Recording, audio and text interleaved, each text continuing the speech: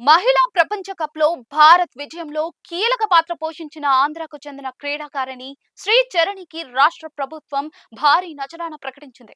తొలుత గన్నవరం ఎయిర్‌పోర్ట్‌కు చేరుకున్న ఆమెకు ఏసీఏ ఆధ్వర్యంలో ఘన స్వాగతం లభించింది. గన్నవరం విమానాశ్రయంలో మంత్రులు వంగలపూడి అనిత, సవిత, సంధ్యారాణి స్వయంగా హాజరై పుష్పగుచ్చాలతో శ్రీచరణిని ఆహ్వానించారు. జట్టు విజయంలో ఆమె పోషించిన భూమిక రాష్ట్రానికి గర్వకారణమని మంత్రులు పేర్కొన్నారు.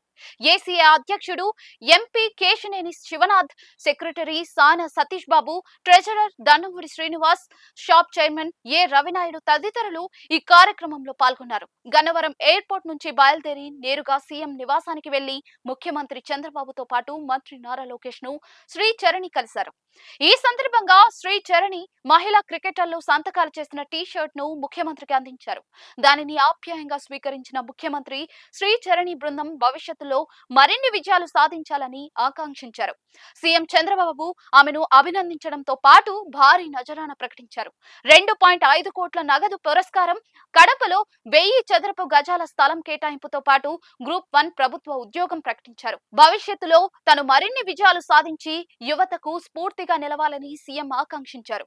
తర్వాత మంగళగిరి క్రికెట్ స్టేడియంలో ఏసీఏ ఆధ్వర్యంలో మీడియా సమావేశం జరిగింది. ఈ సందర్భంగా శ్రీచరణి మాట్లాడుతూ ఏసీఏ నాకు అన్ని విధాలా తోడుగా నిలిచిందన్నారు. ప్రధాని మోదీని కలిసినప్పుడు భవిష్యత్ కార్యాచరణపై సలహాలిచ్చారని తెలిపారు. అందరి అభిమానం చూస్తూ ఉంటే ఎంతో ఆనందంగా ఉందని, ముందు ముందు ఇంకా చాలా చేయాల్సి ఉందని శ్రీచరణి చెప్పారు.